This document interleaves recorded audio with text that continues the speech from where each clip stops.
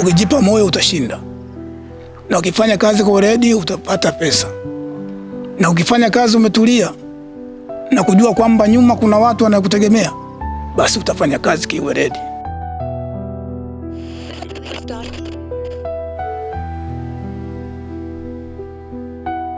Na washauri vijana wasiogope kuoa, waoe. Unapooa mwanamke, kwanza akili inatulia, kwa sababu tayari utakuwa umeongeza familia, utajipanga na utaacha na yale ambayo ulikuwa unayafanya, utafanya yaliyo mema, kwa sababu kila mwanadamu inatakiwa aoe na awe na familia, kesho ipate kumsaidia. Majukumu hayakimbiwi. Ipo siku nitafanikiwa na ipo siku nitakuwa na kwangu. Kwa kweli tuliishi maisha magumu sana na mke wangu.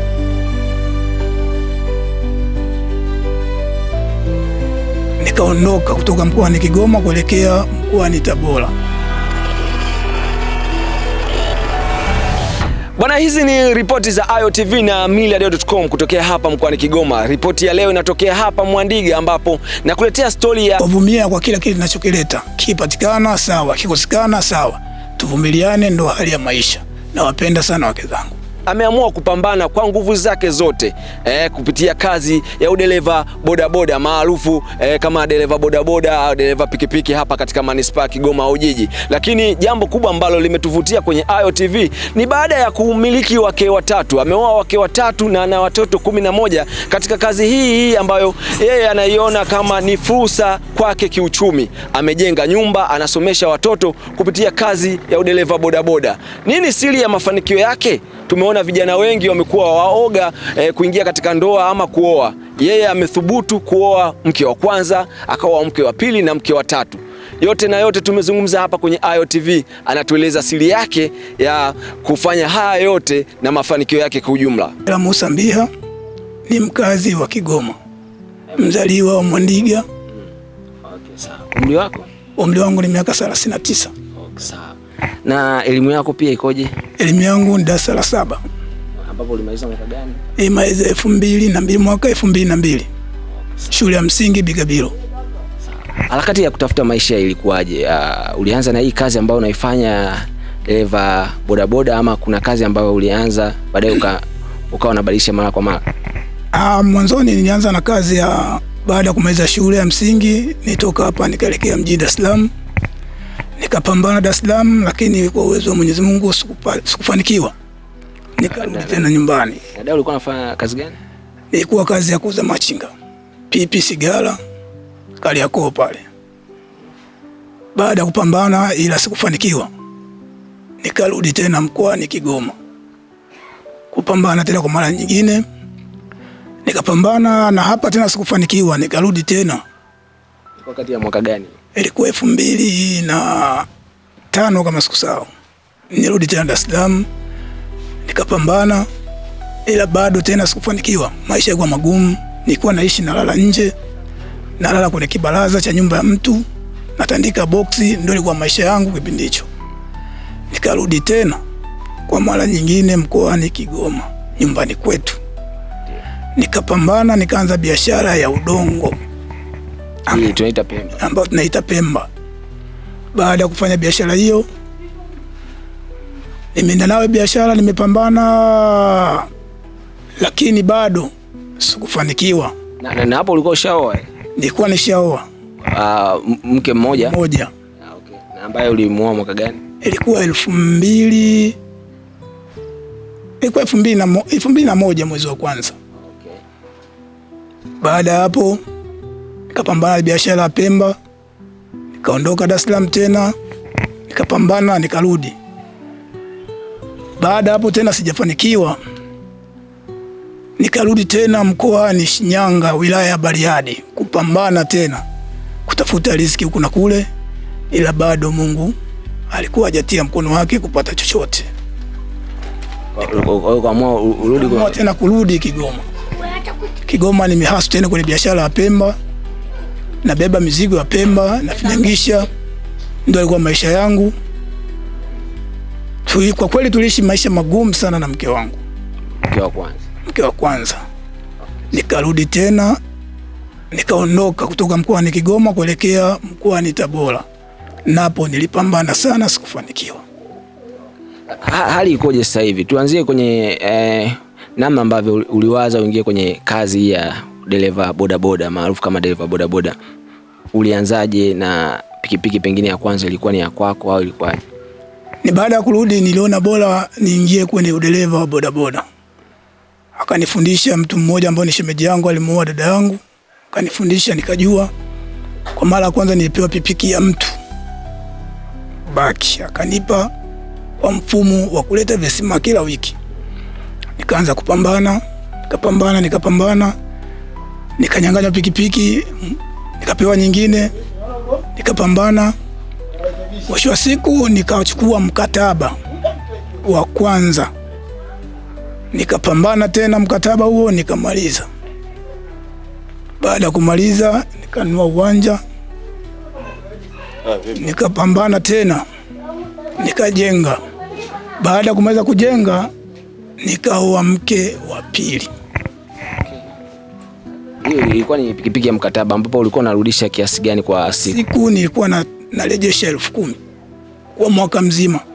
Kwa hiyo ulipambana mkataba ukamalizika, pikipiki ikawa kwa kwako, ulishindwa? Nilipambana nikamaliza, ikawa ya kwangu, ila mwisho siku nikaiuza ili kupata sehemu kujenga, sehemu pa kujihifadhi mimi na familia yangu.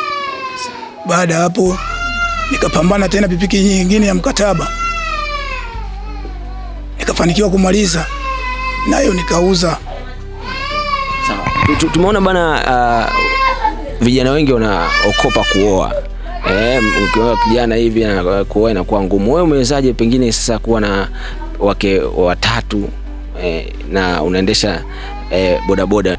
Na bodaboda watu kuizarau ni kutokana na jinsi ya mtu ambao anavyoendesha pikipiki au anavyojiweka, ndio inafikia hatua ya watu kuwadharau. Ila bodaboda ni kazi. Bodaboda inasomesha watoto. Bodaboda watu wanatafuta hela, wanajenga, wanapata hela kula na maisha yanaendelea. Kwa ni baada ya kupambana kuwa na pikipiki nipata ujasiri wa kuongeza mke wa pili. Ni baada ya kuonekana kipato kidogo kinapatikana cha kukizi wake zangu wote wawili, aiza watatu. Kwa hiyo sasa hivi una wake wangapi? Sasa hivi na wake watatu. Okay, sawa. Na watoto? Watoto jumla ya watoto wote na watoto 11. Na ambao unapambana nao sasa kupitia kazi? Unapambana nao wapo watoto 8. Okay. Na unawasomesha kupitia kazi? Na nawasomesha kupitia kazi. Mmoja yuko form 2, mwingine aliacha, mwingine yuko darasa la 5, mwingine la 4, mwingine la 3.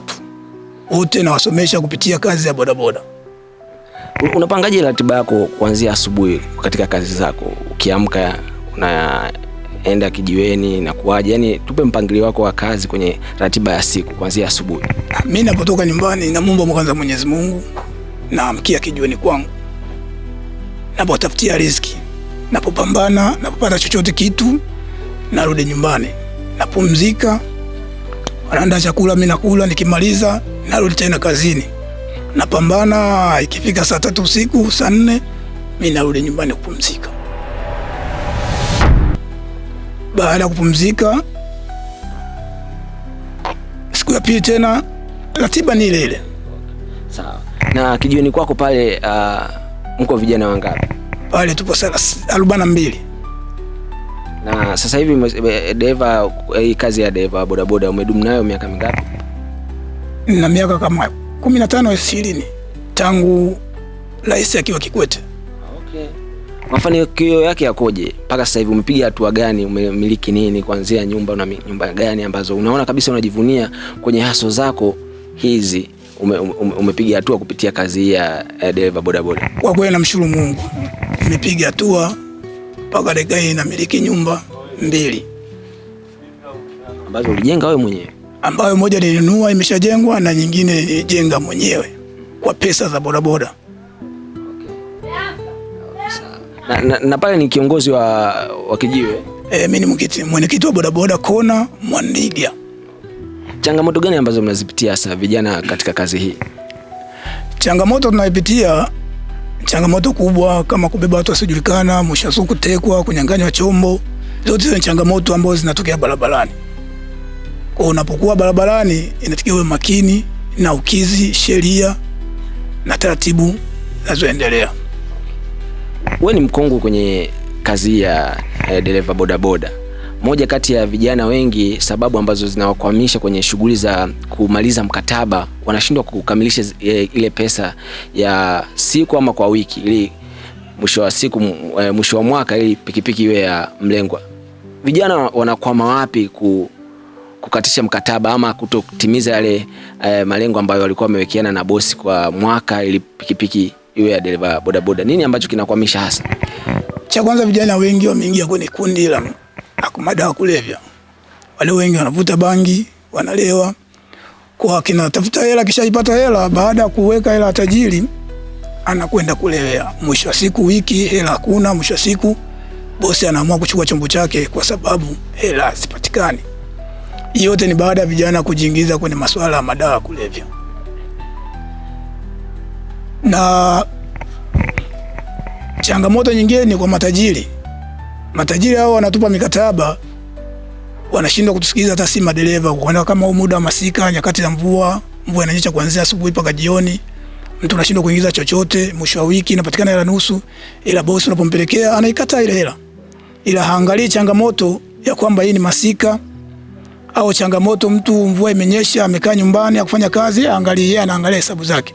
Na ndio mawali wengi tunashindwa kupitia na changamoto hizo za matajiri wetu.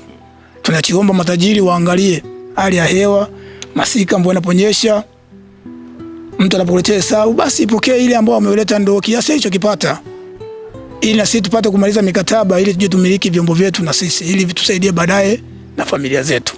Na hii pikipiki ni sasa hivi ni ya mkataba hiyo unaendesha? Hii pikipiki ni unao ni ya mkataba. Na ya muda gani? Mkataba wa muda gani? Mkataba wa mwaka mmoja.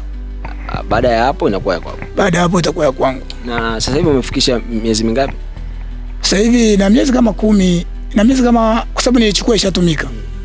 Kwa nishapambana nayo miezi 6, imebakia miezi 6 ili kumaliza mkataba huo. Naona vijana wengi pale mnakaa, kweli wameoa? Vijana wengi wameoa au wanaokopa? Ni wachache wameoa, wengi wanaogopa kuoa, kwamba wanaogopa majukumu. Kwa nini vijana wengi wanaogopa majukumu? Wanaogopa majukumu kwa sababu ya changamoto ya kazi. Kuna mtu hawezi kuoa wakati hana kazi ya kudumu. Leo pikipiki anayo, kesho hana. Kwa anapokuwa ameoa atashindwa kutunza familia. Wewe umewezaje kumiliki wake watatu, familia ya watoto wengi, na unaendesha maisha yako kwenye hii kazi ya dereva bodaboda? Nini siri ya mafanikio yako, yani ujasiri wako huu kuhimili haya yote? Ni kama watoto wanakuangalia, wake wanakuangalia. Ni ujasiri kaka, na upambanaji. Ukijipa moyo utashinda, na ukifanya kazi kwa ready utapata pesa, na ukifanya kazi umetulia na kujua kwamba nyuma kuna watu wanakutegemea, basi utafanya kazi kiwe ready na utafanikiwa. Kwa siku labda umepambana sana, umeona hii kazi leo hii yani umepiga pesa nyingi kwa siku, unaweza kuingiza kiasi gani kwenye hii dereva bodaboda? Kwa siku unaweza kupata 30, 25, 20. Kuna siku unatoka hata na 10,000. Au kuna siku unatoka hata 7,000 tu, unaenda kuemea, utajua kesho unaweza ukaamsha ukapata chochote ukaongezea ukamlipa tajiri. Kwa changamoto tunazopitia barabarani, kuna siku tunapata, kuna siku hatupati. Siku zinaenda, na mambo ya Mwenyezi Mungu, na kesho nao ni siku. Endapo utaamka unaweza kufanikiwa. Upendo wako ukoje kwa familia yako, kuanzia mke mkubwa, mke mdogo na mdogo zaidi, na watoto? Wewe upendo wako ukoje, namna ambavyo unawapenda familia? Unaweza kutuelezea kidogo? Kwa kweli naipenda familia yangu, na ndio maana napokwenda kutafuta, na wenyewe na baba ananiombea dua kwamba baba ameenda kutafuta ili aite chochote tupate kula. Yaani naipenda familia yangu, na ndio mpaka leo nipo nayo hapa. Una mpango wa kuongeza mke mwingine? Hapana. Hapo ndio watatu wanatosha. Wanatosha. Cha kuwashauri vijana ambao wanatamani kuoa lakini wamekuwa wagumu, hasa kwenye kutunza familia, matumizi, wanaona matumizi yanakuwa makubwa, kulisha familia inakuwa kazi. Wewe kama ambaye umetangulia sasa hivi, wake watatu, unaweza kumshauri nini kijana ambaye anaogopa kuoa? Na washauri vijana wasiogope kuoa. Waoe. Unapooa mwanamke, kwanza akili inatulia, kwa sababu tayari utakuwa umeongeza familia, utajipanga na utaacha na yale ambayo ulikuwa unayafanya, utafanya yaliyo mema, kwa sababu kila mwanadamu inatakiwa aoe na awe na familia, kesho ipate kumsaidia. Majukumu hayakimbiwi, inatakiwa utekeleze majukumu kwenye familia yako. Na kigezo cha maisha magumu sio kigezo cha kuacha kuoa. Unapooa, inaweza kuwa uliomuoa amekuja na riziki nyingine, Mwenyezi Mungu akakusogezea riziki, ulikuwa unapata 2000 ukapata 3000, 4000, 5000. Mwisho siku familia inaenda napata chakula, siku zinasogea, maisha yanaendelea. Tunawashauri vijana wenzangu wasiokope kuoa, waoe. Tumeona watu wengi wakioa, mara nyingi tumeona baadhi ya watu wakioa wake zaidi ya 3 au 3, panakuwa na kutomaelewano. Wewe unawezaje kujenga bi mkubwa elewane na bi mdogo na bi mdogo iwe familia moja? Ukitaka kuwapatanisha ni kutokusikiliza maneno kwamba ya huyu ulete kwa huyu na huyu ulete kwa huyu. Ila utapokuwa unasikiliza maneno ya huyu na huyu, unapokuwa unakaa chini kwa kufikiria, mwisho wa siku usipokaa vizuri utasambatisha familia, watakuwa waelewani. Ila ukikaa na msimamo mmoja, basi wote wataelewana. Cha msingi ni kuwa na msimamo kwenye familia. Sasa hivi wewe unapiga zako biashara hii ya dereva bodaboda, asubuhi unaamka, unaenda zako kwenye harakati.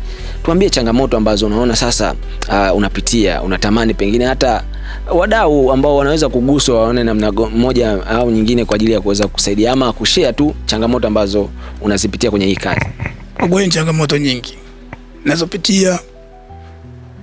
Visimamo kwanza tunazosipeleka kwa matajiri wetu ni kubwa sana. Inalazimika tupeleke kwa sababu hatuna uwezo wa kununua chombo chetu. Kwa kama mimi mjasiriamali ninayepambana, kama kuna watu wananisikiliza, naomba watusaidie. Kwa bodaboda wale wanajituma, kama kuna pikipiki zipo zinatolewa kwa bei ya chini, basi tunaomba watupatie, ili tupambane na sisi tutoke kwenye hali ya umaskini, tusogee mbele.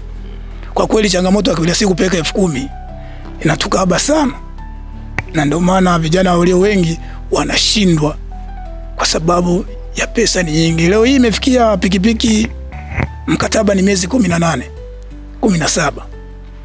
Leo unampelekea tajiri milioni 5 kasoro kidogo kwa mwaka mmoja na miezi 4.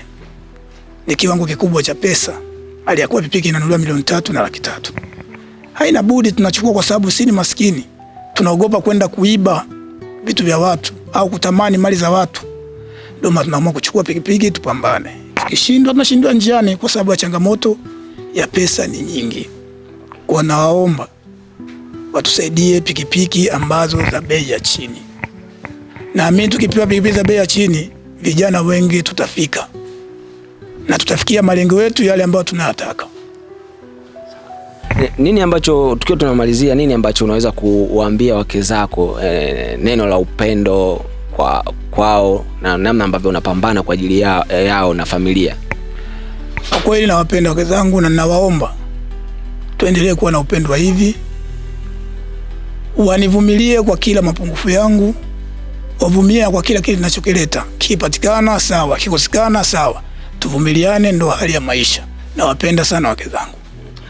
Una neno lolote la kumalizia? Hapana. Neno nalo na wahasa vijana wenzangu wapambane kwa nguvu moja. Mwisho wa siku Mwenyezi Mungu anaweza kusaidia ukafanikiwa.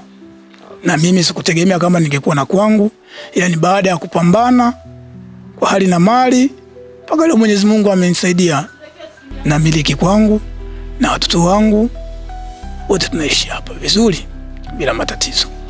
Bwana, ni hayo tu ambayo tumepiga story kutokea hapa Mwandiga. Ameamua kupambana kwa nguvu zake, akipambana kwa ajili ya familia yake, na umeangalia na umesikiliza yale ambayo amezungumza hapa kwenye Ayo TV. Nadhani pengine utakuwa umejifunza mengi kama kijana ambaye unaogopa kuoa ama unaogopa kupambana katika hali ya dunia ya sasa kwa ajili ya kutafuta pesa.